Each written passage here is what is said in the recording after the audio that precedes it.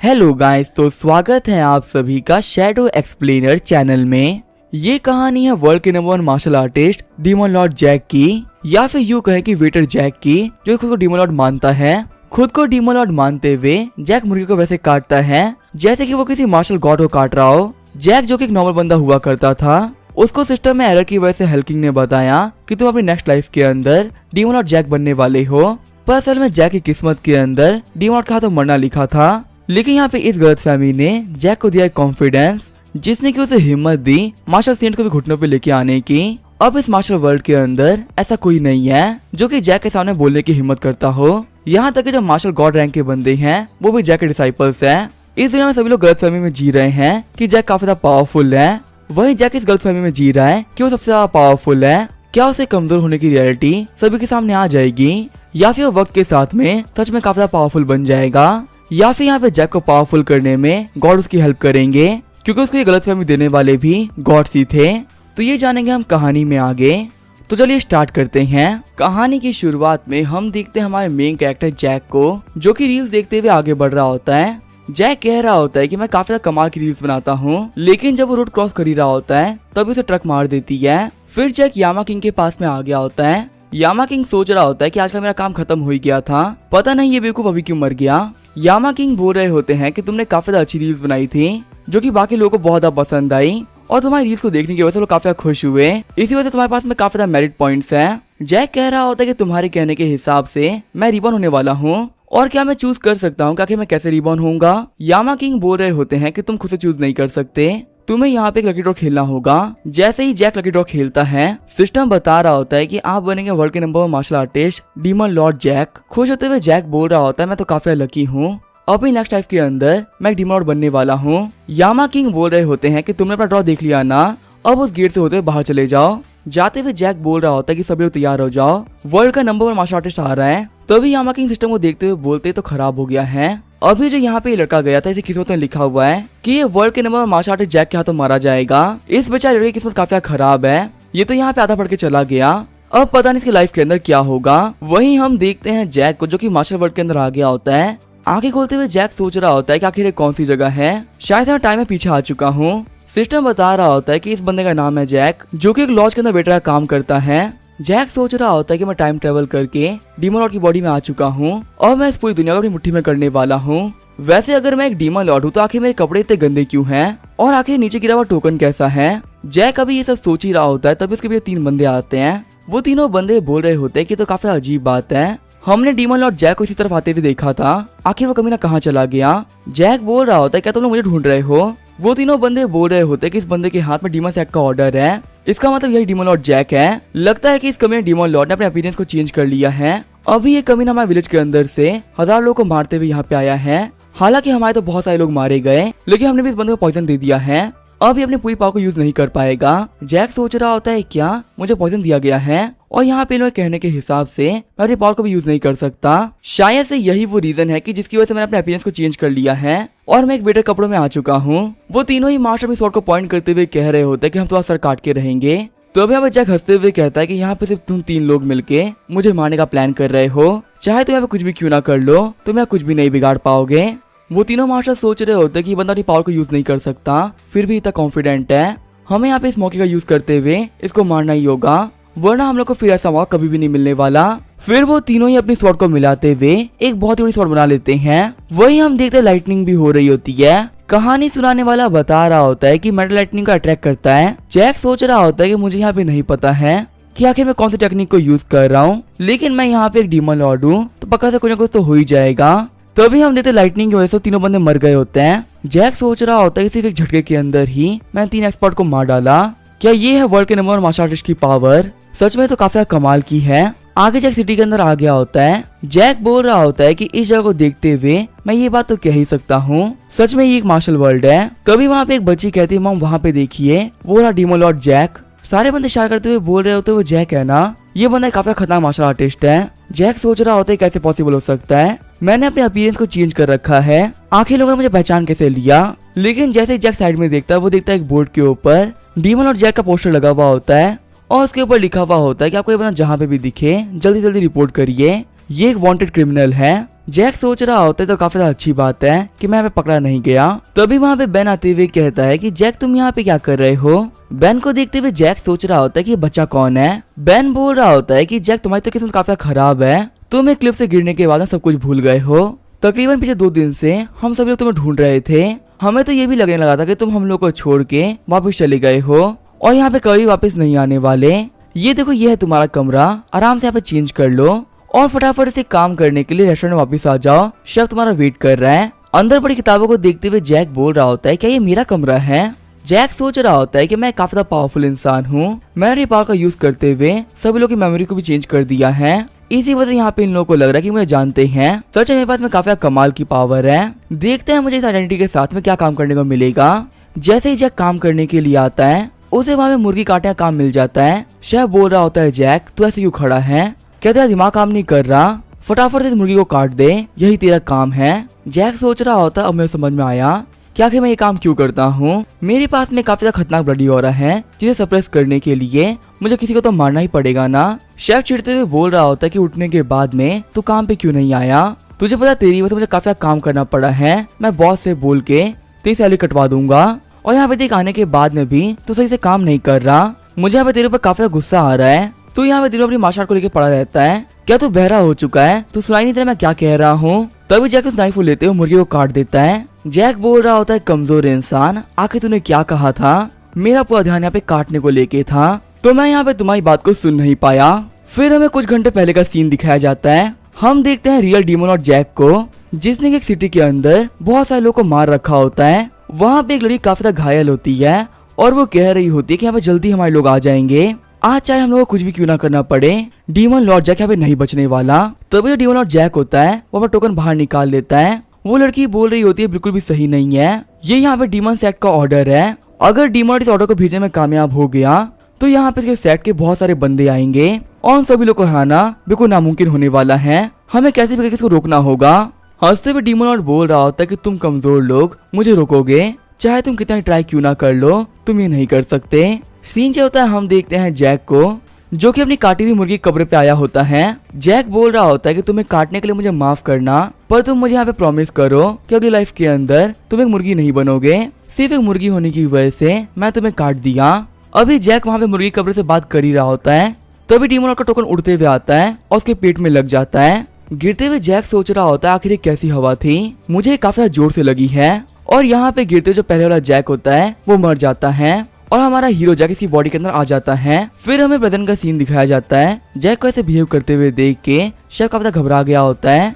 Chef सोच रहा होता है आखिर जैक को क्या हो गया है, सिर्फ 2 दिन पहले काफी डरपोक हुआ करता था पर अभी काफी कॉन्फिडेंटली बात कर रहा है। शेफ बोल रहा होता है कि मैं तुमसे काफी अच्छे तरीके से बात कर रहा था तो तुम यहाँ पे काफी एरोगेंट बन रहे हो, क्या तुम्हें पता नहीं कि मैं कौन हूँ, अगर तुम मुझसे ऐसे बात करोगे तो मैं तुम्हारी भी यहाँ पे एक डिश बना दूंगा। जैक सोच रहा होता है कि जब से मैं यहाँ पे आया हूँ शेफ काफी फालतू बातें किए जा रहा है, लगता है मुझे इसको दिखाना पड़ेगा कि आखिर मैं कौन हूँ। तभी शेफ वहाँ पे एक फिश उठाते हुए जैक पे अटैक कर देता है। शेफ बोल रहा होता है आखिर तुम मुझे कैसे लुक्स दे रहे हो। तभी जैक उसके अटैक को डॉज करते हुए नाइफ उठा लेता है और धीरे धीरे करके जैक आगे बढ़ने लगता है। शेफ बोल रहा था जैक तुम क्या कर रहे हो। तभी शेफ का पाँव फिसलता है और वो वहीं पे गिर जाता है। जैक उसके सर के ऊपर नाइफ रखते हुए कहता है क्या तुम्हें पता है मुझे खट्टे खट्टे इंसान खाने में काफी मजा आएगा और तुम्हें तो देख के लग रहा है कि तुम्हारा टेस्ट भी काफी अच्छा होगा, तुम्हारा तो सूप बनाना ही पड़ेगा।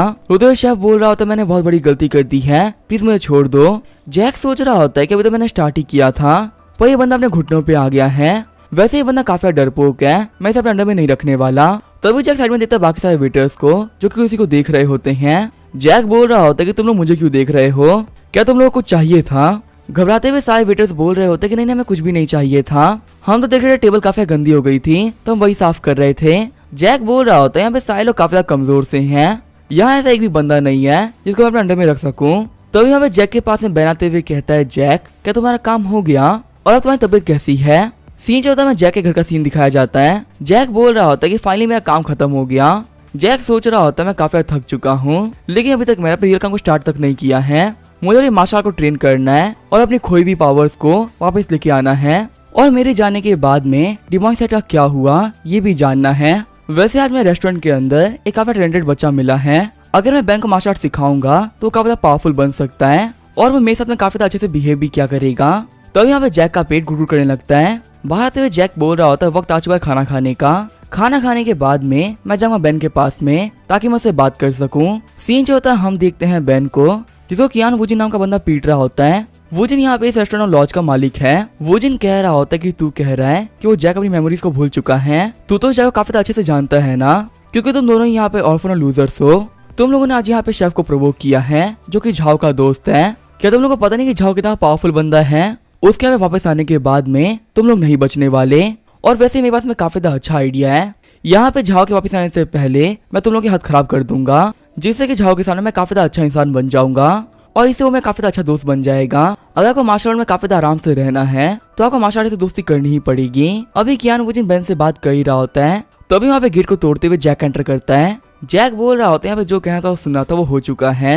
अब मैं यहाँ पे आ गया हूँ और मेरे रहते हुए मेरे दोस्तों को कोई बुली नहीं कर सकता। वुजिन बोल रहा होता है कि तू कितना बड़ा बेवकूफ है, मैं यहाँ पे तुझे ढूंढ रहा था और तू मेरे पास में खुद आ गया। वुजिन सोच रहा होता है कि अब मैं इस जैक को मारूंगा और जो यहाँ पे झाओ है वो मेरा काफी अच्छा दोस्त बन जाएगा। मुझे आज यहाँ पे काफी प्रॉफिट मिलने वाला है। वही जैक सोच रहा होता है इस वुजिन को पीटने के बाद में बेन मेरी काफी रिस्पेक्ट किया करेगा और मुझे मार्शल के तौर पे एक्सेप्ट भी कर लेगा। फिर वो दोनों ही वहाँ फाइट करने के लिए तैयार हो जाते हैं। वुजिन बोल रहा होता है कि मैं तुम्हें पहले एक मौका दे रहा हूँ, यहाँ पे झुक के मुझसे माफी मांग लो तो शायद मैं तुम्हें थोड़ा कम मारूंगा। वही जैक बेन से बोल रहा होता है कि बेन पीछे खड़े रहना, हम यहाँ पे फाइट करने वाले हैं। यहाँ फाइट के चक्कर में तुम्हें चोट नहीं लगनी चाहिए। वुजिन बोल रहा होता है लगता है मेमोरी जाने के बाद में तुम काफी एरोगेंट बन चुके हो। मैं यहाँ पे तुमसे बात कर रहा था पर तुम बात पर ध्यान भी नहीं दे रहे। फिर अभी वुजिन अटैक करने के लिए आगे बढ़ता है, लेकिन तभी उसका अटैक को डॉज करते हुए जैक उसे वहीं पे पटक देता है। जैक बोल रहा होता है कि मैंने इस मूव को WWE में देखा था, लेकिन मैं कभी भी इसको ट्राई नहीं कर पाया था। यहाँ पे इसको ट्राई कर काफी मजा आया। अभी यहाँ पे मेरे पास में रियल पावर्स नहीं है, लेकिन डीमन लॉर्ड की बॉडी होने की वजह से जो भी इंटरनल स्ट्रेंथ है वो काफी ज्यादा है। मैं यहाँ पे किसी बंदे को काफी आराम से हरा सकता हूँ। फिर जैक बोलता है कि मुझे इस बॉडी के बारे में ज्यादा कुछ पता नहीं है, मुझे अपनी स्ट्रेंथ काफी संभाल के यूज करना होगा, वरना यहाँ पे बिना किसी वजह के ही मैं किसी को मार दूंगा। सच में बहुत सारी पावर होना भी एक ज्यादा परेशानी वाली बात है। घबराते हुए वुजिन सोच रहा होता है कि आखिर ये बंदा किस चीज के बारे में बात कर रहा है और यहाँ पे देख के लग रहा है कि ये बंदा काफी पावरफुल है। हाँ, मैं समझ में आ गया। मैंने पहले से एक मांगा पढ़ी थी जिसमें कि मेन हीरो के पास में बहुत सारी पावर होती है, फिर भी वो एक रेस्टोरेंट के अंदर वेटर का काम करता है। जैक सोच रहा होता है कि मेरे एक अटैक के साथ में ये बंदा बेहोश नहीं हुआ।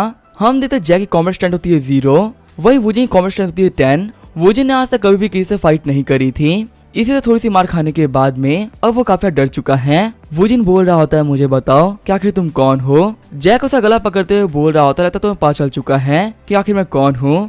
जैक सोच रहा होता है कि वह दिखने में तो काफी वीक है, तो आखिर से पता चल गया कि आखिर मैं कौन हूँ। और यहाँ पे सिर्फ इतना ही नहीं, ये मेरे अटैक को भी संभाल पा रहा है, जो कि अपने आप में एक बहुत बड़ी बात है।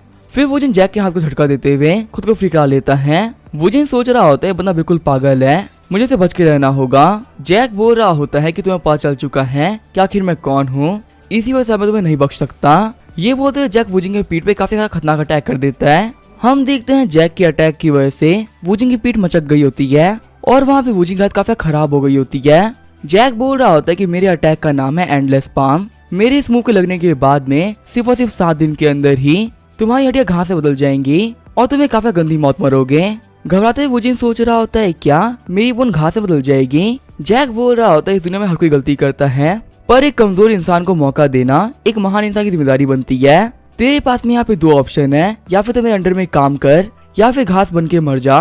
सीन क्या होता है हम देखते हैं आयरन गेट की कांस्टेबल जिया ईजी को, जो कि बोल रही होती है कि यहाँ पे दिन में बैठे रहना एक काफी बोरिंग काम है, ये सारी गलती डैड की है, वो मुझे काफी बोरिंग काम देते रहते हैं। यहाँ पे डिमोनिक कल्ट की काफी पावरफुल मेंबर रेड स्लीव रह रही है, उसके बारे में यहाँ पे बहुत ही कम लोगों को पता है। अगर मैंने कैसे भी करके रेड स्लीव को ढूंढ लिया तो मुझे यहाँ पे काफी प्रॉफिट मिलेंगे, हो सकता है कि मैं प्रमोट होके अपने डैड के बराबर पहुंच जाऊं। चलो वैसे एक बार देखते हैं क्या कि जो रेड स्लीव दिखती कैसी है। ये बोलते जिया अपने पास स्क्रोल खोल लेती है। जिया स्क्रोल के देती काफी सुंदर सी लड़की को, जो कि होती है रेड स्लीव। चिढ़ते हुए जिया बोल रही होती है कि ये लड़की डीमन सेट से बिलोंग करती है, आखिर इतनी अच्छी कैसे दिख सकती है, ऊपर से इसकी फोटो किसने बनाई है, सच में काफी बेकार फोटो बनाई है। जिया वहाँ पे ये सब कह ही रही होती है, तभी वो नोटिस करती है जैक और बेन को। बेन बोल रहा होता है ब्रदर जैक, क्या जो आपने यहाँ पे कहा है वो सच है? अगर मैं मार्शल आर्ट को सीख लेता हूँ तो मुझे कोई बुली नहीं करेगा। जैक बोल रहा होता है हाँ तुम्हें कोई बुली नहीं करेगा। क्या तुमने कल देखा नहीं, कल वो बूझ था मुझसे फाइट करने के लिए, लेकिन मैंने उसे कितना गंदा मारा। तुम्हें पता है पावरफुल बनने के बाद में लोग तुम्हें काफी रिस्पेक्ट किया करेंगे। बैन बोल रहा होता है कि मेरी सिस्टर ने कहा था कि मैं लाइफ में जब भी एक मास्टर से मिलूं तो मैं उनको पक्का से ग्रीट करूं। फिर बैन झुकते हुए बोलता है कि मास्टर मेरी ग्रीटिंग को एक्सेप्ट करिए। हम देखते हैं बैन के झुकने की वजह से पूरी जमीन टूट गई होती है। बैन बोल रहा होता है मास्टर मुझे काफी पावरफुल बनना है, प्लीज मुझे पावरफुल बना दीजिए। सीन जो होता है वूजी के घर का सीन दिखाया जाता है। एक मेड बोल रही होती यंग मास्टर फाइनली आप वापिस आ गए, वैसे आज आपने घर वापस आने में काफी देर कर दी है। आपको पता है आपके लिए कैपिटल से एक लेटर आया था। वूजी बोल रहा होता है कि फैमिली के एल्डर्स कोई दिक्कत कर रहे हैं, जो कि उन लोगों ने मुझे लेटर भेजा है। अभी मुझे उन बूढ़े लोगों से बात करने का कोई मन नहीं है, मैं उन लोगों से बाद में बात करूंगा। मेड बोल रही होती लगता है यंग मास्टर का मूड काफी खराब है, मैं यहाँ पे कपड़े चेंज करने में हेल्प कर देती हूँ। और वैसे भी आपने सुबह से मेडिसिन नहीं लगाई थी, मैं भी कमर में मेडिसिन लगा देती हूँ। जैसे ही मेड वूजी की शर्ट उतारती है वो देखती है जैक के हाथ के निशान को। शौक होते हुए मेड बोल रही होती है आखिर वो कौन कमीना है जिसने कि हमारे यंग मास्टर को इतना गंदा पीट दिया। वूजी बोल रहा होता है कि मुझे मेडिसिन लगाने की कोई भी जरूरत नहीं है क्योंकि मेरी कमर के अंदर बिल्कुल भी दर्द नहीं हो रहा। वूजी सोच रहा होता है कि मेरी कमर में बहुत सालों से दर्द चल रहा है और चाहे मैं किसी डॉक्टर से क्यों ना मिल लिया हूँ कोई फायदा नहीं हुआ। पर जैक एक झटके के बाद में मुझे काफी अच्छा फील हो रहा है, जो मेरी कमर का दर्द था वो बिल्कुल गायब भी हो चुका है। क्या यहाँ पे जैक ने ये सब जानबूझ के किया है और क्या सिर्फ 7 दिन के अंदर मैं घास बन जाऊंगा? यहाँ पे जैक की पावर से वो काफी अजीब है, मुझे कल जाकर उससे बात करनी ही पड़ेगी। सीन जो होता है हम देखते हैं जैक को जो कि बेन से बोल रहा होता है फोकस करो और अपनी पूरी एनर्जी को अपने कोर में गैदर करो। अगर तुमने मार्शल आर्ट के बेसिक को मास्टर कर लिया तो यहाँ पे किसी भी टेक्निक को मास्टर करना बिल्कुल मुश्किल नहीं होने वाला। यहाँ पे अपने हर एक मूव के साथ में अपनी एनर्जी को बाहर निकालते रहो। फिर जैक बोलता है कि तुम यहाँ पे काफी अच्छा कर रहे हो, मैं जो तुम्हें सिखाया ना वो प्रैक्टिस करते रहो, तब तक के लिए मैं देख लेता हूँ क्या कि तुम्हारे लिए कौन सी मार्शल आर्ट बेस्ट रहेगी। जैक सोच रहा होता है इस डिमोनिक ऑर्डर के अंदर बहुत सारी मार्शल आर्ट की किताबें थी, लेकिन बेकार बात तो ये है कि मैं उनको पढ़ नहीं पाया। वैसे उन किताबों के अंदर एक बुक थी जिसका नाम था लाओशी टेक्निक। सुनने में जो वो टेक्निक थी वो कुछ खास नहीं लग रही थी, और वैसे ही मार्शल वर्ल्ड के अंदर आप एक कमजोर टेक्निक को प्रैक्टिस नहीं कर सकते। उस दिन मेरी उन 3 बंदों से फाइट हुई थी जो कि बेहद ही वीक थे। अगर मेहनत करने के बाद भी कोई इतना वीक हो जाए तो कोई मतलब नहीं है। मुझे बिल्कुल भी समझ में नहीं आ रहा है क्या मैं बैन को कौन सी टेक्निक सिखाऊं और आखिर मैं अपनी खोई हुई पावर को कैसे वापस लेके आऊं, क्योंकि अगर मेरे पास मेरी पावर्स नहीं आई तो आज नहीं तो कल कोई ना कोई मुझे मारने के जरूर से आएगा, और यहाँ बिना पावर के मैं सभी लोगों से फाइट नहीं कर सकता। वैसे अभी यहाँ पे बच्चा काफी ज्यादा मेहनत कर रहा है और ये काफी छोटा भी है, तो इसके लिए बेसिक मार्शल आर्ट काफी ज्यादा अच्छी रहेगी। फिर जैक बैन से बोलता है कि छोटू इधर आओ, मास्टर तुम्हें कुछ देने वाले हैं। जैक के पास बैन आते हुए कहता है कि मास्टर आखिर अपने छोटू की बुला रहे हैं और आप मुझे बुक क्यों दे रहे हैं। जैक बोल रहा होता है कि मार्शल वर्ल्ड के अंदर एक मास्टर अपने डिसाइपल को रियल नेम से नहीं बुलाता है। अभी इसे समझना कि तुम काफी छोटे हो, जब तुम बड़े हो जाओगे तो मैं तुम्हें बता दूंगा कि वो तुम्हें नाम से क्यों नहीं बुला रहा था। कहानी सुनाने वाला बोल रहा होता है कि असल में बात ऐसी है कि यहाँ पे जैक को किसी के बारे में कुछ नहीं पता और उसको बिल्कुल भी याद नहीं कि बेन का नाम क्या है, इसी से वो बेन को छोटू बुला रहा है। उन लोगों की प्रैक्टिस को देखते हुए जिया बोल रही होती है मुझे पहले इन लोगों पे काफी शक हो रहा था, पर दिन भर इन लोगों की प्रैक्टिस देखने के बाद में मैं ये बात कह सकती हूँ कि ये दोनों बेवकूफ हैं, जो कि सुबह से लेकर अभी तक बेसिक मार्शल आर्ट को प्रैक्टिस कर रहे हैं। यहाँ तक आदत होने के बावजूद भी ये लोग मेहनत कर रहे हैं, पर अगर ऐसे ही कल्टीवेशन करने से कोई बहुत पावरफुल बन जाता तो आज बढ़कर सभी लोग काफी ज्यादा पावरफुल होते। ये दोनों ही बेवकूफ पे कुछ भी नहीं कर पाएंगे, पर चलो हमें बोर होने से बेटर तो इन लोगों को देखना ही है, देखते कि आगे लोग क्या करेंगे। स्क्रोल को देखते हुए जैक सोच रहा होता है कि लाओशी टेक्निक के अंदर यहाँ पे क्या लिखा हुआ है, मुझे बिल्कुल भी कुछ भी समझ में नहीं आ रहा है। तभी बैन बोलता है कि मास्टर आपने जो मुझे बुक दी थी ना मैंने वो कम्प्लीटली पढ़ ली है, क्या मैं इसे प्रैक्टिस कर सकता हूँ। जैक बोलता है कि हाँ तुम इसे प्रैक्टिस कर सकते हो। फिर वहाँ पे अपनी की को गैदर करते हुए बैन एक पंच मारता है। हम देखते हैं बैन के पंच की फोर्स की वजह से सामने जितने पेड़ होते हैं वो टूट गए होते हैं और उसका अटैक डायरेक्ट जाके जैक के घर को लग जाता है। वहाँ पे बैन के अटैक की वजह से जैक का घर काफी वीक हो गया होता है। शॉक होते हुए जैक सोच रहा होता है कि मेरी बेसिक मार्शल आर्ट की पावर इतना खतरनाक है, तो आखिर जो मेरी रियल पावर है वो कितनी खतरनाक होगी। वही बैन भी बोल रहा होता है कि मार्शल आर्ट तो काफी पावरफुल है, आपकी जो बेसिक मार्शल आर्ट थी वो इतनी पावरफुल निकली। जैक बोल रहा था छोटू काफी अच्छे से मेहनत करो, वैसे भले तुम यहाँ पे कितनी मेहनत क्यों ना कर लो तुम मुझे सरपास नहीं कर सकते, लेकिन वर्ल्ड के अंदर सेकंड स्ट्रॉन्गेस्ट भी होना एक काफी बड़ी बात है। बैन बोल रहा होता है हाँ मास्टर मैं काफी अच्छे से प्रैक्टिस करूंगा ताकि मैं फ्यूचर में आपकी तरह बन पाऊँ। वहाँ बैन की पावर को देखते हुए जिया भी कुछ शौक रह गई होती है। जिया सोच रही होती है कि दोनों बंदे कौन हैं जो कि इन लोगों के पास में इतनी खतरनाक पावर्स हैं। मेरे फादर बिल्कुल सही कहा करते थे कि वर्ल्ड में जितने पावरफुल मास्टर्स होते हैं उन्हें फेम और पैसा नहीं चाहिए, वो लोग माउंटेन में काफी शांत लाइफ जीना पसंद करते हैं। मैं यहाँ पे इन दोनों बंदों को बेवकूफ कह रही थी, पर यहाँ पे सिर्फ इस बच्चे के सामने मैं कुछ भी नहीं हूँ। बैन बोल रहा होता है मास्टर क्या मैं आपके साथ यहाँ पे रह सकता हूँ। जैक बोल रहा होता है कि हाँ ये पॉसिबल तो था, लेकिन जो ये मेरा घर है ना ये काफी छोटा है और इस छोटी जगह के अंदर हम दोनों नहीं रह पाएंगे। हम देखते जैक के हाथ लगाते ही पूरा घर टूट जाता है। जिया सोच रही होती इस घर में काफी कम जगह थी, इसी वजह से यहाँ पे इस मास्टर ने इस घर को ही तोड़ दिया। वही वूजिन चलाते हुए कहता है क्या ये कैसी पावर है। जिया सोच रही होती बंदा मेरे पास में कब आ गया। जैक बोल रहा होता ज्यादा पावर होना भी काफी बेकार बात होती है, कभी कभी मैं अपने पावर को कंट्रोल ही नहीं कर पाता। अब मैंने अपना घर तो तोड़ दिया है, तो लगता है कि हम दोनों को रास्ते पे सुना पड़ेगा। अभी जैक वहाँ पे ये सब सोच ही रहा होता है, तभी वूजी दौड़ते हुए आके उसका पाँव पकड़ लेता है। वूजी बोल रहा होता है आप मेरे मास्टर हो। साथ ही वूजी सोच रहा होता है ये बंदा काफी ज्यादा पावरफुल है, अगर मैं यहाँ पे इस बंदे को फॉलो करूंगा तो मेरी लाइफ काफी अच्छी बीतेगी। वैसे भी इस बंदे से उंगली का पावर का यूज करते हुए पूरा एक घर तोड़ दिया था।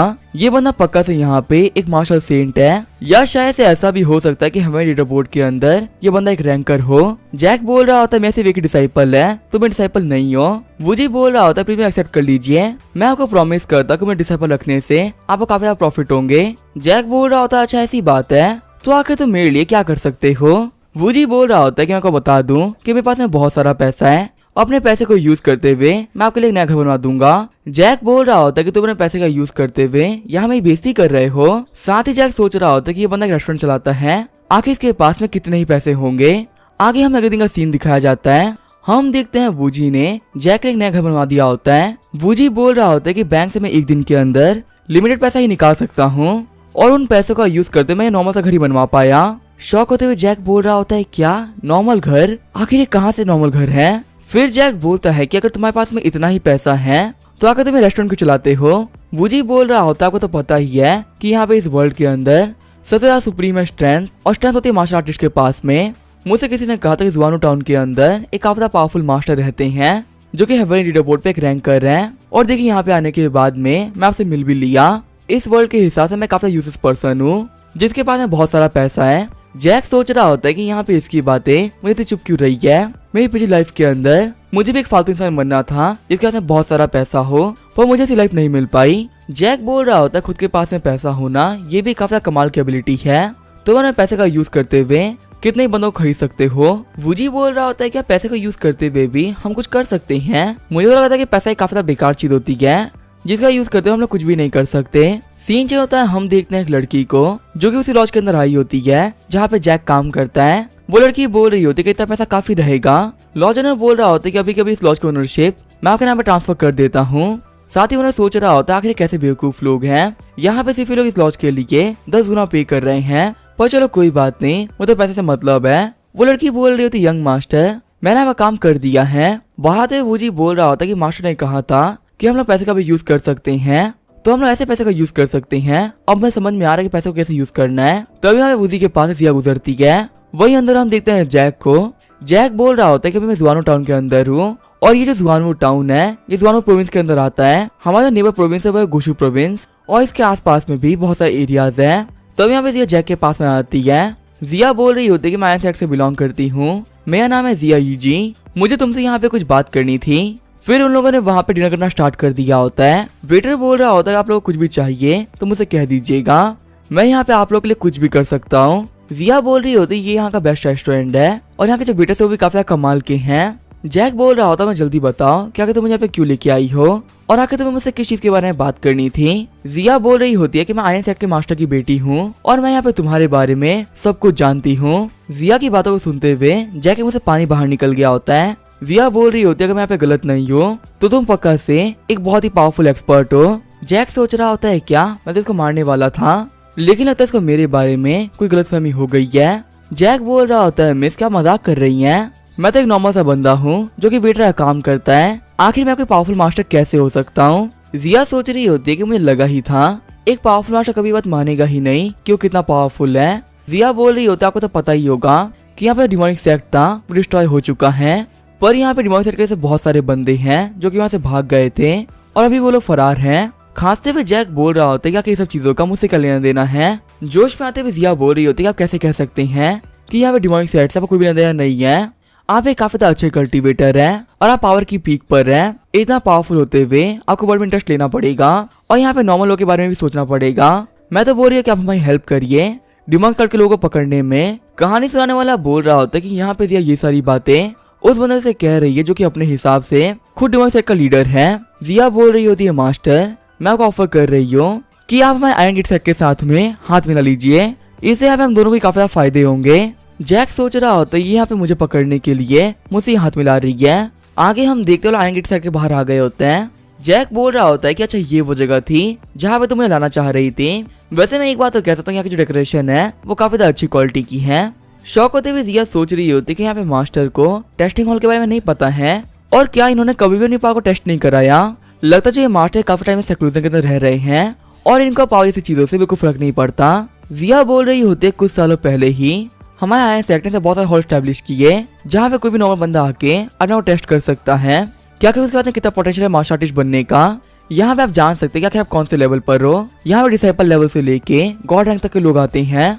हर एक बंदे का लेवल अलग होता है और हर एक लेवल के हिसाब से उस बंदे के पास एक जेड होता है। मेरे पास यहाँ पे ग्रीन कलर का जेड है जो कि ये शो करता है कि मैं एक इंटरमीडिएट रैंक की मार्शल आर्टिस्ट हूँ। जैक बोल रहा होता है जो मार्शल गॉड होते हैं आंखों के पास कौन सा कलर का जेड होता है। जिया बोल रही होती है कि मुझे इस चीज के बारे में कुछ भी नहीं पता है। अगर मैं यहाँ पे सही कहूँ तो ये बात किसी को भी नहीं पता होगी क्योंकि अभी तक इस वर्ल्ड के अंदर ऐसा कोई बंदा नहीं है जो कि मार्शल गॉड में पहुंच पाया हो। क्योंकि यहाँ पे कहा जाता है कि जो भी बंदा मार्शल गॉड बन सकता है उसके बाद में हेमंत वैन का रास्ता खुल जाता है और मार्शल गॉड बनने के बाद में कोई वैसा इंसान नहीं है जो कि यहाँ पे रुका हो। जैक सोच रहा होता है मुझे भी नहीं पता क्या कि जो मेरी बॉडी वो कितनी पावरफुल है, मुझे चेक करना चाहिए क्या कि मैं कितना पावरफुल हूँ। पर गलती से मैंने पावर ज्यादा यूज कर लिया और यहाँ पे आयरन वालों को पता चल गया कि आखिर मैं कौन हूँ तो यहाँ पे काफी दिक्कतें भी हो सकती है।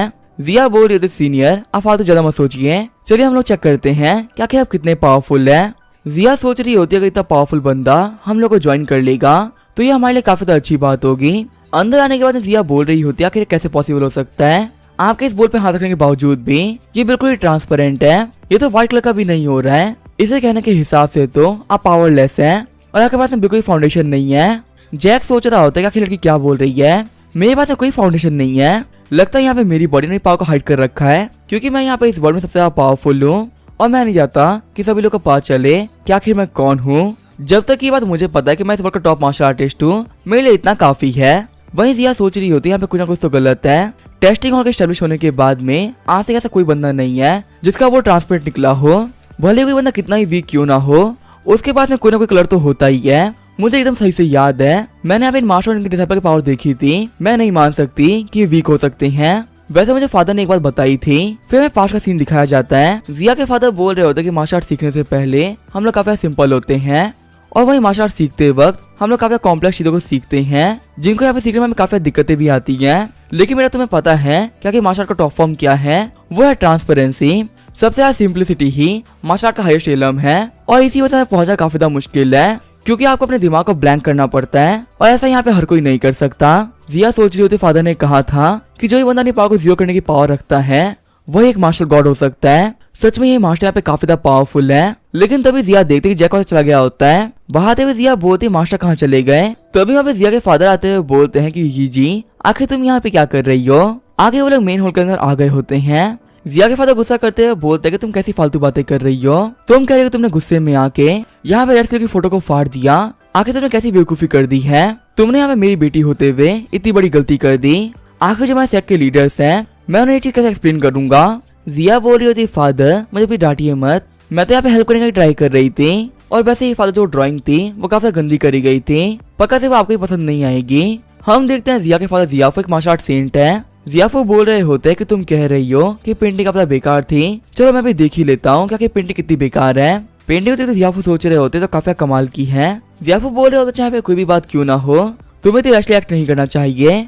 जिया बोल रही होती है फादर हम लोगों ने यहाँ पे डिमॉन सेट को डिस्ट्रॉय कर दिया है पर हम लोग डिमॉन सेट के लीडर डीमन लॉर्ड जैक को नहीं पकड़ पाए और यहाँ पे सभी लोग को पता है कि जो डीमन लॉर्ड जैक है आखिर वो कितना पावरफुल है। अगर वो यहाँ पे बदला लेने के लिए वापस आ गया तो हमारे पास ऐसा कोई मास्टर नहीं है जो कि उसे फाइट कर सके।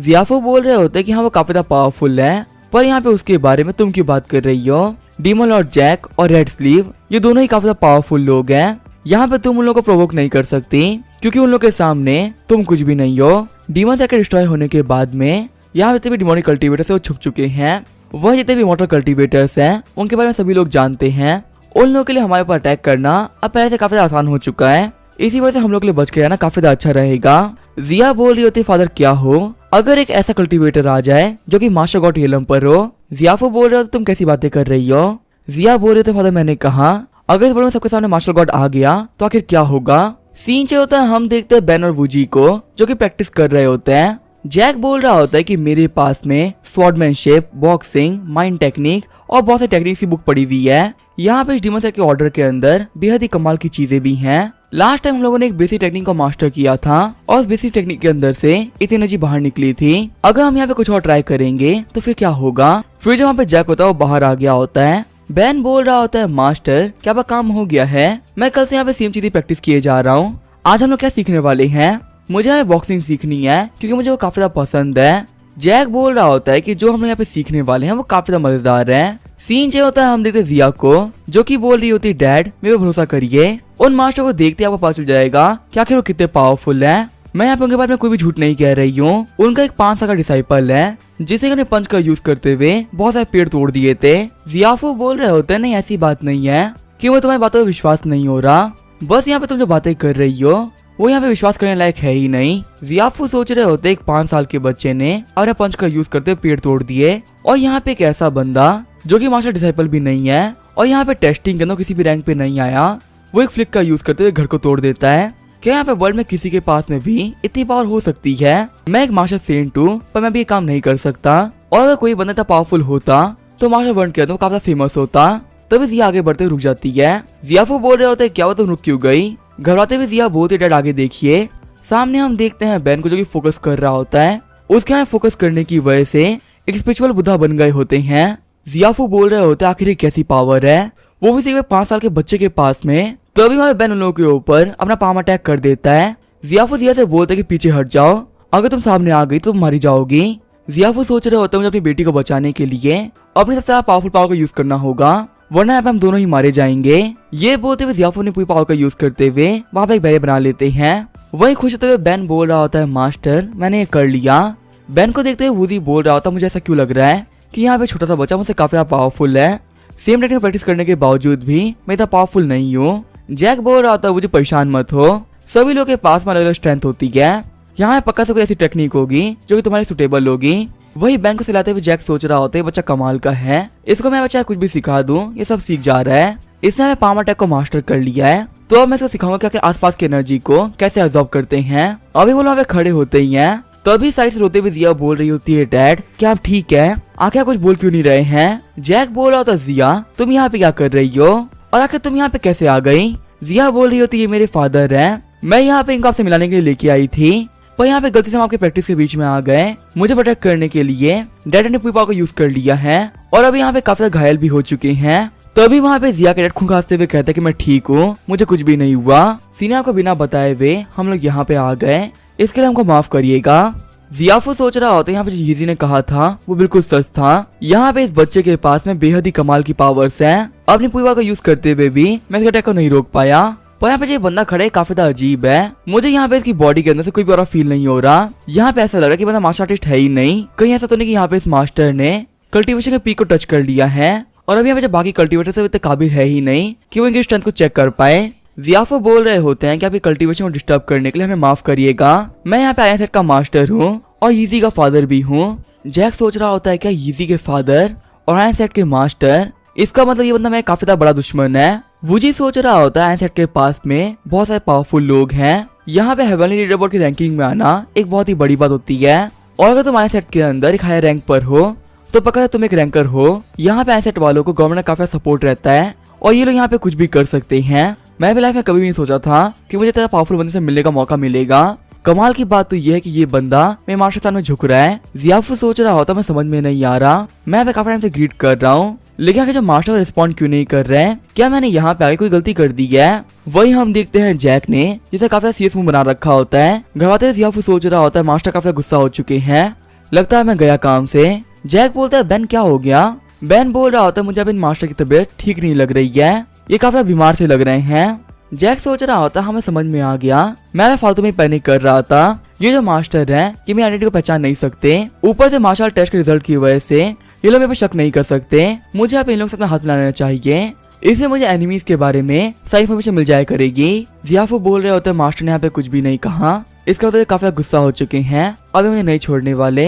जैक बोल रहा होता है मास्टर जियाफू आखिर आप कैसे हैं। खुश होते हुए जियाफू बोल रहा होता है कि हेलो मास्टर, मुझे माफ कर दीजिएगा, मैंने आपको डिस्टर्ब कर दिया। जैक बोल रहा होता है मिस्टर जियाफू आपका हमें माफी मांगने की कोई जरूरत नहीं है। अभी तो मेरे डिसाइपल ऐसे प्रैक्टिस कर रहे थे, ये कोई इतनी बड़ी बात भी नहीं है। और मैं आपको यहाँ पे क्लियरली बता दूं कि मैं कोई बड़ा ऑफिशियल नहीं हूँ, मैं यहाँ पे सिर्फ एक आम सा बंदा हूँ जो कि मार्शल आर्ट के बारे में थोड़ा बहुत जानता है। जियाफू बोल रहा होता है, यंग मास्टर क्या आप मुझे बता सकते हैं कि आखिर मैं वो क्या क्या पुकार सकता हूँ। जियाफू सोच रहा होता है कि शायद से ये बंदा काफी ज्यादा पावरफुल है और ये यहाँ पे नहीं चाहता कि वर्ल्ड के बारे में पता चल जाए, और शायद से यही वो रीजन है जिसकी वजह से मेरे यहाँ पे आने के बाद में ये काफी गुस्सा हो गए थे। जैक बोल रहे होते हैं, अंकल जियाफू आप मुझे जैक के पुकार सकते हैं। जियाफू बोल रहा होता है कि अंकल जियाफू सुनने में काफी फॉर्मल लगता है, तुम मैं सिर्फ जियाफू ही बुला सकते हो, या फिर अगर तुम चाहो तो तुम्हें जियाफू ब्रो भी बुला सकते हो। जैक बोल रहा होता है कि आप एक एल्डर हैं, आखिर मैं ऐसे कैसे बात कर सकता हूँ। जियाफू बोल रहा होता है कि आज से हम दोनों ही मार्शल ब्रदर्स हैं। जिया सोच रही होती है कि फादर बिलीव नहीं कर रहे थे कि इतने पावरफुल हो सकते हैं, और यहाँ पे मार्शल की पावर देखने के बाद में ये इनको अपना मार्शल ब्रदर बना रहे हैं।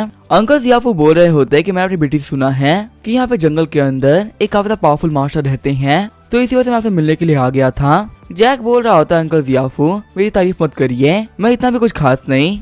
अंकल जियाफू बोल रहे होते हैं कि मैं यहाँ पे जो भी कुछ कह रहा हूँ वो सच है। फ्यूचर के अंदर जैक तुम काफी पावरफुल बनने वाले हो, अगर तुम यहाँ पे चाहो तो मार्शल वर्ल्ड के अंदर एक बहुत बड़ा भूकंप आ सकता है। वैसे मुझे तुमसे एक बात पूछनी थी कि अभी यहाँ पे इस बच्चे जिस मुंह को यूज किया था, आखिर तुमने वो कहाँ से सीखा है। जैक बोल रहा होता है कि अच्छा वो उस मुंह के बारे में बात कर रहे थे।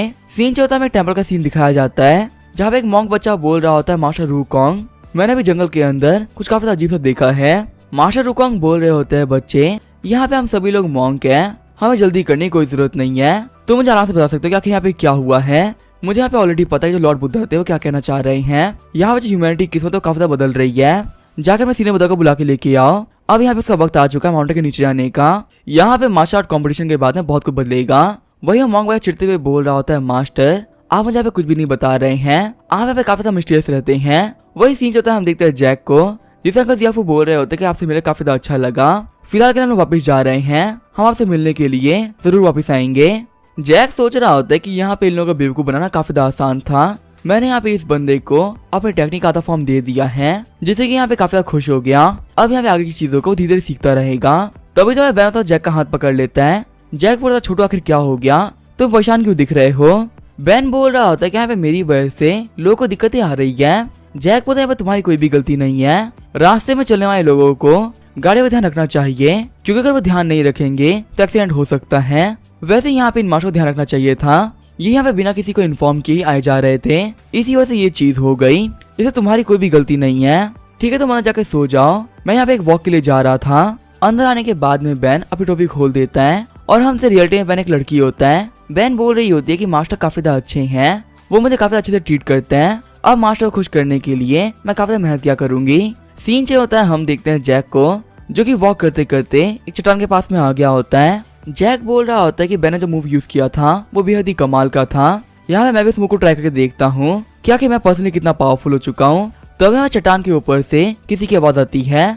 जैक बोल रहा होता है क्या वहाँ पे कोई है। अंदर हम रेड स्लीव को, जो कि बोल रही होती है आखिर कैसे पॉसिबल हो सकता है, मैंने यहाँ पे खुद को हील करने के लिए चट्टानों में छुपा लिया था, लेकिन फिर भी यहाँ पे किसी को पता चल गया कि मैं अंदर छुपी हुई हूँ। फिर वहाँ पे अटैक करते हुए चट्टान को तोड़ देती है। रेड स्लीव सोच रही होती है मैं काफी वीक हो गई हूँ, अगर मैं यहाँ से बाहर नहीं गई तो मैं पक्का से मारी जाऊंगी, और यहाँ पे मेरे मास्टर में वेट कर रहे हैं, मैं ऐसे ही मर नहीं सकती। लेकिन तभी रेड स्लीव वहाँ पे खांसते हुए बेहोश होने लगती है। रेड स्लीव सोच रही होती है आखिर क्या हो रहा है, मुझे बेहोश नहीं होना था, मुझे मेरे मास्टर को ढूंढना है, मेरे मास्टर को भी मेरी जरूरत है। वही हम जैक को, जो रेड स्लीव से बोल रही होती है, यंग मिस क्या आप ठीक हो। आगे जैक रेड स्लीव अपने घर पे लेके आ गया होता है और उसकी पट्टी भी कर दी होती है। जैक सोच रहा होता है कि फाइनली मैं इस लड़की को ट्रीट कर ही दिया, चलो तो काफी अच्छी बात है कि यूट्यूब पे मैंने काफी सारी वीडियोस देखी थी जिसे मुझे बताया गया था कि किसी को फर्स्ट एड कैसे करते हैं, वरना आज मैं इस लड़की को नहीं बचा पाता। रेड स्लीव बोल रही होती है मास्टर मैं वेट करिए, मैं आपको मरने नहीं दे सकती, मैं आपके पास से पक्का से आऊंगी। जैक सोच रहा होता है ये लड़की यहाँ पे काफी इंजर्ड है और खुद ही मरने का कगार पे है, लेकिन फिर भी अभी अपने बारे में नहीं बल्कि अपने मास्टर के बारे में सोच रही है। तभी वहाँ पे जैक के गेट को नॉक करते हुए बोलता है मास्टर क्या आप उठ गए हैं। बाहर आते हुए जैक बोल रहा होता है कि तुम मुझे क्यों बुला रहे हो। मेट बोल रही होती है मास्टर यहाँ पे किसी ने कहा कि वो आपसे मिलना चाहती हैं। जैक बोल रहा होता है वो कौन है जिसको कि मुझसे मिलना है। जिया वहाँ पे आते हुए कहती है सीनियर आप कैसे हैं। गेट को बंद करते हुए जैक बोल रहा होता है मिस जिया आप यहाँ पे फिर से आ गई हैं। जिया बोल रही होती है कि मेरे फादर ने मुझे ये दिया था और उन्होंने कहा था इस चीज को आपको देने के लिए। जैक बोल रहा होता है कि आखिर ये चीज क्या है। जिया बोल रही होती है कि आप इस चीज को यहाँ पे मत खोलना, लेकिन जैक उसकी बात ना मानते हुए वहाँ पे उस पाउच को वहीं पे खोल देता है। हमें तो उस बैग के अंदर से बहुत सा सामान गिर गया होता है। जैक बोल रहा होता है कि मैं तो ध्यान ही नहीं दिया, ये तो एक स्पेस पॉकेट था। वैसे आखिर ये सारी चीजें क्या हैं? जिया बोलते हैं कि ये सब चीजें मेरे फादर ने दी है। वो कह रहे थे कि ये सारी चीजें उनकी जिंदगी भर की कलेक्शन है। यहाँ पे इस कलेक्शन के अंदर बहुत सारे एलेक्सीर, वेपन और मैनुअल्स हैं। आप यहाँ पे ऐसा भी कह सकते हैं कि ये मेरे डैड की लाइफ टाइम इनकम है। वैसे मेरे डैड ने आपको ये स्क्रोल देने के लिए भी कहा था। आपका जो लॉज है ये काफी बड़ा लॉज है। यहाँ पे रोज ही बहुत सारे बंदे आते रहते हैं और जैसे कि आपको पता ही है कि हम लोग यहाँ पे डिमोनिक कल्टीवेटर्स को ढूंढ रहे हैं। यहाँ पे स्क्रोल के अंदर कल्टीवेटर की फोटो दे रखी है। अगर आपको इनमें से कोई भी दिखे तो हमें रिपोर्ट करिएगा। इनके बारे में रिपोर्ट करने पे आपको काफी अच्छी पेमेंट भी मिलेगी। जैक सोच रहा होता चलो देखते हैं क्या कि मेरे पास में कितनी फोटो लेके आई है। जिया बोल रही होती आप स्क्रोल देख रहे हैं, इस लड़के का नाम है रेड स्लीव। यहाँ पे से खूबसूरती को देख के बेवकूफ मत बनिएगा, असल में ये क्लिक मशीन है। ये डीमन और जैक के डिसाइपल है। एक बार यहाँ पे 3 सेट ने हाथ मिला लिया था और वो डीमन और जैक को मारने वाले थे, तब वहाँ पे रेड स्लीव आ गई थी और सिर्फ एक रात के अंदर ही इसने 3 सेट के लोगों को मार डाला था। यही वो लड़की है जिसके समय जंगल में नजर रख रही थी, क्योंकि यहाँ पे माना जा रहा है कि ये आसपास में ही कहीं रह रही है। तो ऐसा होता था कि आपके लॉज पक्का से आए। जैक सोच रहा होता है हाँ ये तो वही लड़की है जिसको कि मैं कल यहाँ पे लेके आया था और अभी ये मेरे कमरे के अंदर सो रही है। जिया सोच रही होती है कि ऐसा क्या हो गया जिसकी वजह से सीनों काफी डर चुके हैं। फिर वो जैक को स्मेल करते हुए बोलते हैं कि आपकी बॉडी के अंदर से ब्लड की स्मेल आ रही है। क्या आप यहाँ पे इंजर्ड हुए हैं या यहाँ पे कोई और इंजर्ड आया है? जैक सोच रहा होता है क्या ये लड़की कोई ब्लड हाउंड है जो कि यहाँ पे सब कुछ स्मेल कर पा रही है। जिया बोल रही होती इस रूम के अंदर पक्का से कोई ना कोई तो है। जैक बोल रहा होता है कि मेरा बेडरूम है, तुम इसके अंदर एंटर नहीं कर सकती। जिया बोल रही होती है कि आप यहाँ पे काफी घबरा रहे हैं और आप घबराहट को देखते हुए मुझे काफी शक हो रहा है। मुझे चेक करना ही पड़ेगा कि इस रूम के अंदर क्या है, क्योंकि इस रूम के अंदर से काफी खतरनाक ब्लड की स्मेल आ रही है। जैक सोच रहा होता है मैं तो गया, अब मैं नहीं बचने वाला। रेड स्लीव को यहाँ पे देखने के बाद में ये लोग मुझे पकड़ लेंगे। फिर वो जैक के बेड को देखते हुए कहते हैं कि यहाँ पे एक टी शर्ट रखी हुई है और इसके अंदर काफी सारा ब्लड भी लगा हुआ है। सीनियर का आपको कोई इंजरी हुई है? जैक सोच रहा होता है क्या हम लोग की आवाजों को सुन के लड़की यहाँ से चली गई। जैक बोलता मैं इंजर्ड नहीं हुआ हूँ, माउंटेन के ऊपर मुझे किटी मिली थी जो कि बेहद ही इंजर्ड थी। मुझे उस किटी के लिए काफी बुरा लगा तो मैं उसे घर पे लेके आ गया। शायद से यहाँ पे आराम करने के बाद में वो अपने घर वापस चली गई होगी। जैक सोच रहा होता है कि ना जानते हुए भी मैं यहाँ पे कैसे इंसान को लेके आ गया जिसके साथ में मैंने काम कर रखा है। मुझे यहाँ पे कैसे भी करके रेड स्लीव को बचाना ही होगा। जिया बोल रही होती है क्या आपको एक कैट मिली थी? यहाँ पे हमारे टाउन के अंदर बहुत ही कम कैट बाकी हैं। अगर आपको यहाँ पे एक कैट मिली थी तो पक्का से वो गू पवेलियन की होगी। अगर हम लोग उस कैट को वापस कर पाते तो हमारे लिए काफी अच्छा होता। जैक बोल रहा होता है क्या गू पवेलियन, आखिर ये कौन सी जगह है? जिया बोल रही होती है कि आने वाले मार्शल आर्ट कॉम्पिटिशन के अंदर गू पवेलियन पार्टिसिपेट कर रही है और यहाँ पे गू पवेलियन वालों को कैट्स काफी पसंद है। एक तरीके से आप ऐसा भी कह सकते हैं कि कैट उनकी सेक्रेट बीस्ट होती है। वैसे क्या होता है जो हमारा जियानवू टाउन है उसे वेन्यू के तौर पर चुना गया है। जो हमारा मार्शल आर्ट कॉम्पिटिशन होगा वो यहीं पे होगा। वैसे अगर आपको यहाँ पे कोई भी अजीब बंदा दिखे तो इसके बारे में बता दीजिएगा। यहाँ पे सिर्फ कुछ दिनों के अंदर ही बहुत सारे लोग आने वाले हैं और हम बिल्कुल भी नहीं कह सकते क्या कि उनमें से कौन होगा जो कि डिमॉनिक साइड से बिलोंग करता हो। जैक सोच रहा होता है कि मुझे पॉइजन देने वाले और कोई नहीं बल्कि गू पवेलियन के लोग थे। आज उन कमीनों की वजह से मैं अपने पावर को यूज नहीं कर पा रहा हूँ और मुझे यहाँ पे काफी डर के रहना पड़ रहा है। मैं उन लोगों को नहीं छोड़ने वाला। जैक बोल रहा होता है मिस जिया आप जिस कॉम्पिटिशन के बारे में बात कर रही थी क्या उसमें भी साइन अप कर सकते हैं? जिया बोल रही होती है कि साइन अप कर सकते हैं।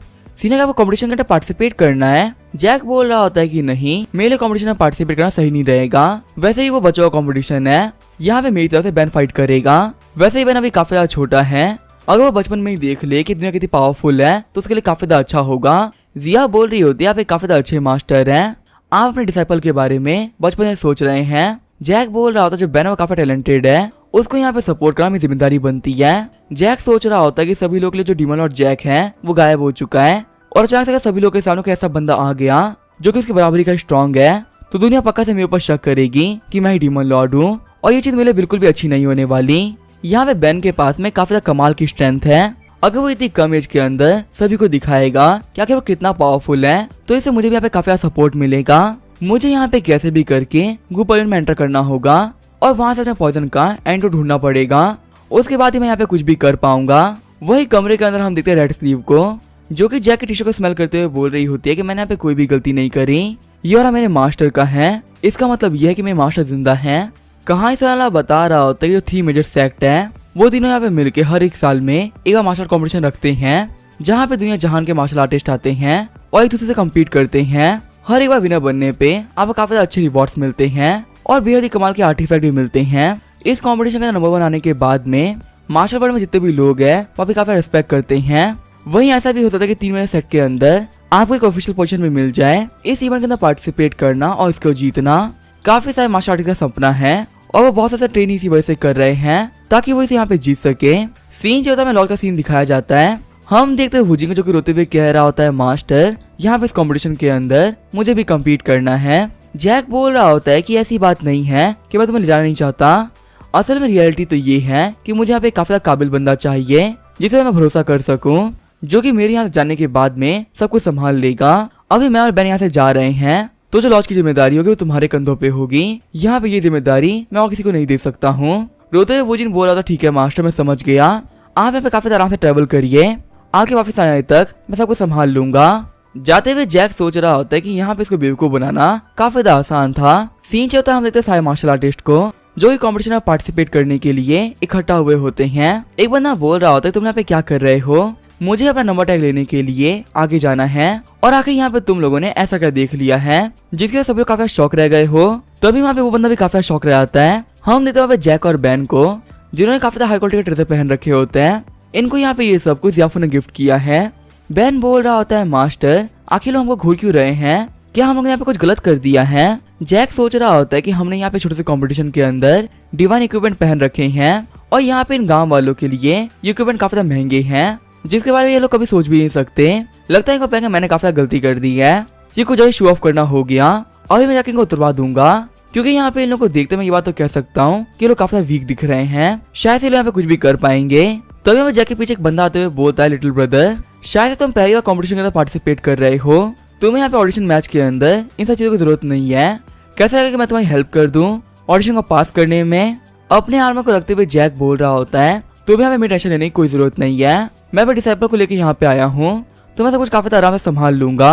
वो बंदा बोल रहा होता है कि मैं तुमसे काफी अच्छे से बात करी थी लेकिन अगर तुम्हें यहाँ पे बात करना कोई मूड नहीं है। जैक बोलता हमें मूड नहीं है अब तुम यहाँ से चले जाओ। वही हम एक लड़की आगे बढ़ते हुए सभी लोगों को रूस दे रही होती है। सारे बंदे बोल रहे होते देख के लग रहा है कि जल्दी यहाँ पे कॉम्पिटिशन स्टार्ट होने वाला है। जैक जाते हुए बोल रहा होता है ब्रदर मैं अगली बार बात करूंगा, अभी मैं जा रहा हूँ पार्टिसिपेट करने के लिए। एक रोल को लेते हुए जैक सोच रहा होता है कि लगता है ये लड़की कोई सपोर्टिंग कैरेक्टर है, शायद इसका कोई आगे काम होगा। वो लड़की बोल रही होती है कि मैंने यहाँ पे आप सभी लोगों को एक स्क्रोल दिया है, यहाँ पे स्क्रोल के अंदर इन्फॉर्मेशन है क्या कॉम्पिटिशन के अंदर क्या क्या होने वाला है। यहाँ पे जो मार्शल आर्ट कॉम्पिटिशन है वो 12 घंटे के लिए चलेगा और सिर्फ आधे घंटे के अंदर कॉम्पिटिशन स्टार्ट हो जाएगा। इसी वजह से मैं यहाँ पे सभी लोगों को गुड लक कहना चाहूंगी। तभी जैक बोलता है एक सेकंड रुको, यहाँ पे जो कॉम्पिटिशन था ये तो मार्शल आर्ट कॉम्पिटिशन था ना, तो हम लोग यहाँ पे हब्स क्यों पिक करने हैं, तुम लोग हमसे यहाँ पे फ्री में मजदूरी करवा रहे हो। परेशान होते हुए जैक बोल रहा होता है मुझे अब इन लोगों के लिए हब ढूंढने पड़ेंगे जो कि काफी बोरिंग काम है। आगे में रात का सीन दिखाया जाता है। जो जैक और बैन होते हैं वो सो रहे होते हैं, वही झाड़ों के अंदर सुबह वाले बंदे उन लोगों को घूर रहे होते हैं। पहला बंदा बोल रहा होता है बॉस सुबह से ही हम लोग इनको फॉलो कर रहे हैं और अभी तक यहाँ पे इन लोगों ने कोई फाइट नहीं करी है। इन लोग यहाँ पे देख के लग भी नहीं रहा कि इनको मार्शल आर्ट आती होगी, शायद से ये लोग यहाँ पे मदद करने के लिए आए हैं। दूसरे बंदे बोलते तुम सही कह रहे हो, हर साल कंपटीशन के अंदर सब बहुत सारे बंदे आते हैं जो किसी मदद करने के लिए आते हैं। अगर हम लोगों ने यहाँ पे इन लोगों को एक पंच भी मार दिया ना तो ये वहीं ढेर हो जाएंगे।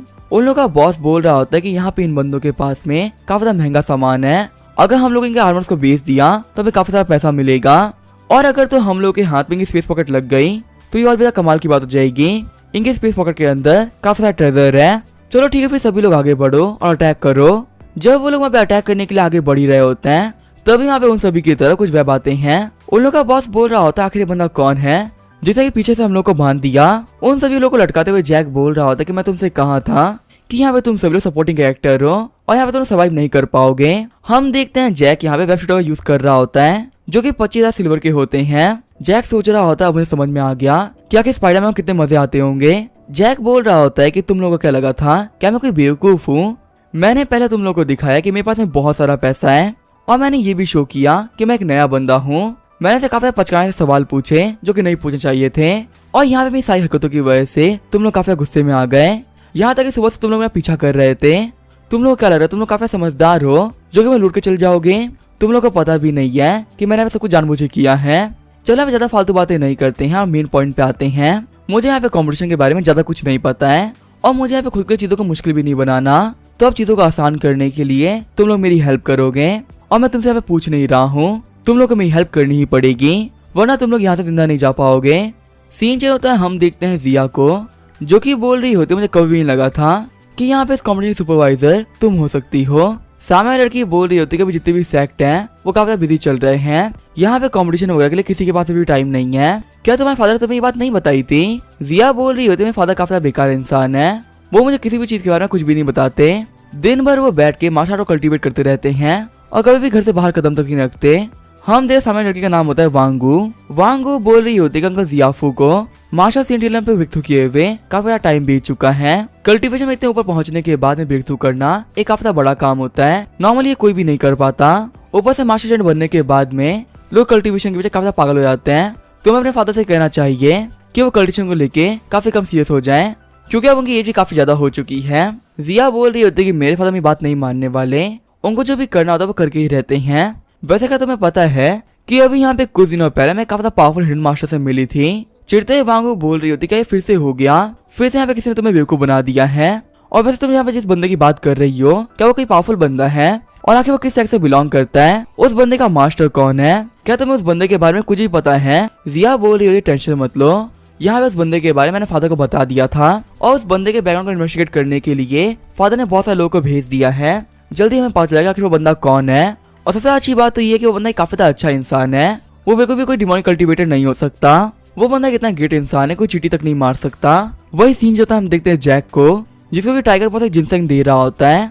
जैक बोल रहा होता है कि ये ब्लैक जिनसेंग है, मैंने मांगा में देखा था इसका सूप बनता है।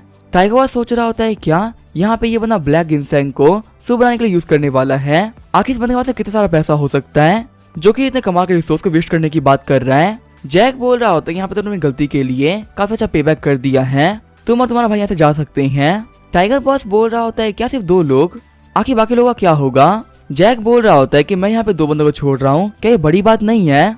लाइफ एक काफी प्रीशियस चीज है, अगर तुम्हें कोई मौका दे रहा है बचने का तो अपनी लाइफ को बचा लो। फादर में मरने का कोई मतलब नहीं है। तुम्हें पता है मैंने अपनी पिछली लाइफ के अंदर कुछ काफी अच्छे काम किए थे जिसकी वजह से मरने के बाद में भी मुझे रिइंकार्नेशन का मौका मिला और मैं इस वर्ल्ड के अंदर आ पाया। तो अगर तुम्हें कभी मौका मिले तो अच्छे काम कर लेने चाहिए। टाइगर बॉस सोच रहा होता है क्या ये बंदा ये कह रहा है कि यहाँ पे हम लोग को मारने वाला है और हम लोग को मारने के बाद में हम रिइंकार्नेट हो जाएंगे। सच में बंदा तो काफी खतरनाक है। फिर टाइगर बॉस होता है उन लोगों को लेके वहाँ से भागने लगता है। टाइगर बॉस बोल रहा होता है मैं अपने भाइयों को लेके कंट्री से भाग जाऊंगा और मैं यहाँ पे कभी वापस नहीं आने वाला। जैक बोल रहा होता है कि मैं तो काफी अच्छी बात बताई थी, आखिर इतना डर क्यों गया है? अब यहाँ पे से क्या होगा वो हम देखेंगे नेक्स्ट एपिसोड में। तो तब तक के लिए बाय और स्टे ट्यून।